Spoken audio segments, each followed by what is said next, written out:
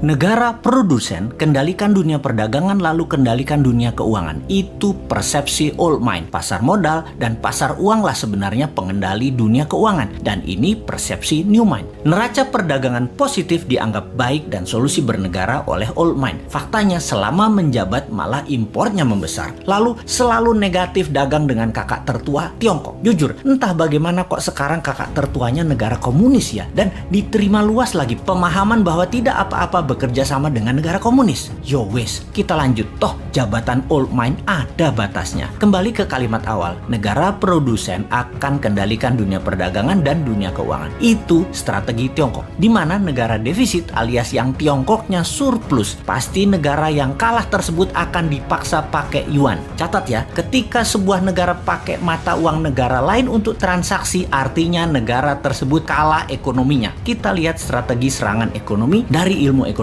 Money 1.0 adalah uang hanya sebagai alat bayar pelancar transaksi. Kemudian uang menjadi alat modal yang disebut money 2.0.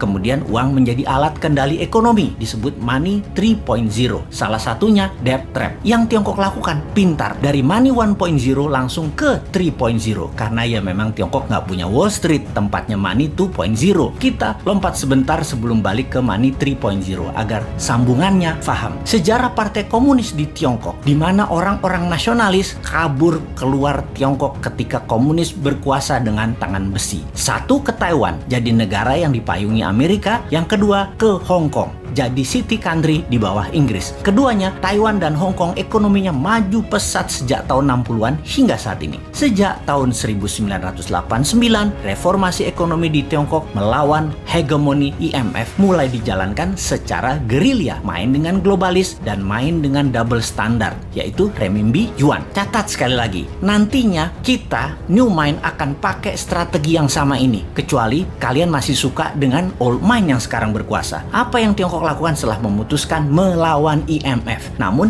di permukaan pura-pura taat pada Amerika? Ini terjadi di zaman Deng Xiaoping awal mulanya. Mereka jadi negara produsen buruh murah. Maklun mengerjakan sebagai tukang jahit apa saja yang disuruh globalis. Lalu perlahan menggeser dari maklun tukang jahit menjadi negara produsen. Maklun ini adalah strategi agar terjadi pembiasaan. Ketika awal menjadi negara produsen, Tiongkok mengizinkan pemalsuan atau kopi atau tiru merek-merek ternama dunia untuk beredar di dalam negerinya. Semakin mahir, maka mulai negara membiayai sektor hulu produsen, pabrik-pabrik dengan uang renminbi yang uang tersebut tidak boleh beredar di luar negeri, hanya boleh beredar di Tiongkok. Inilah awal tahun 90-an mereka lakukan ini semua secara masif, secara gila-gilaan. Apa saja dibangun. Dan setelah menjadi pengendali produksi, mulai ekspansi di tahun 2013 dengan strategi BRI, yaitu Belt Road Initiative. Perlu banyak negara yang harus dikendalikan oleh Tiongkok. Perlu banyak negara yang penduduknya lapar dan pemimpinnya lemah agar mudah dikendalikan agar membeli barang-barang Tiongkok dan menggunakan mata uang Tiongkok. Awalnya dengan memberi pinjaman. Namun bukan uang tetapi barang, seperti jalanan dibangunin. Pokoknya jadi barang. Jembatan dibangun jadi barang, pelabuhan, bandara, jaringan kereta api yang semuanya punya kesamaan, yaitu pelancar jalur angkutan barang guna menciptakan ketergantungan terhadap produk Tiongkok dan kelancaran distribusi barang. Kemudian kendali atas pasar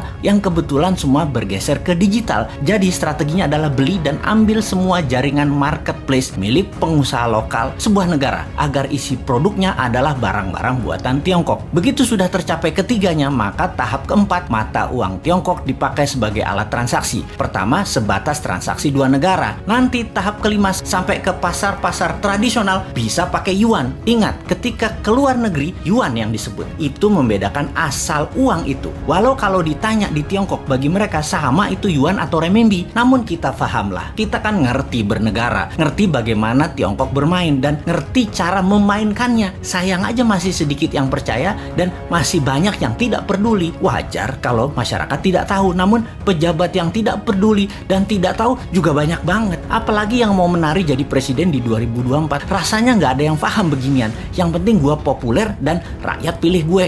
Lihat aja daftar 10 orang yang katanya calon presiden di lembaga survei. Kita review satu persatu. Paham nggak bernegara ala Tiongkok dan Amerika? Rasanya Kagak ya, New Mind beda. Kita paham dan strateginya bukan ikuti keduanya, namun punya strategi sendiri untuk main 3 kaki awalnya dan menyalip di tikungan di tahun 2030 menjadi 3 besar dunia dan di 2045 menjadi negara superpower. Kalau hanya naik 7% setahun dan faktanya 5% pertumbuhan ekonominya, mimpi jadikan Indonesia negara superpower. Buktinya sekarang aja pakai yuan dagangnya, harusnya pakai rupiah. Bos, itu artinya kalian old mind geblek bernegaranya.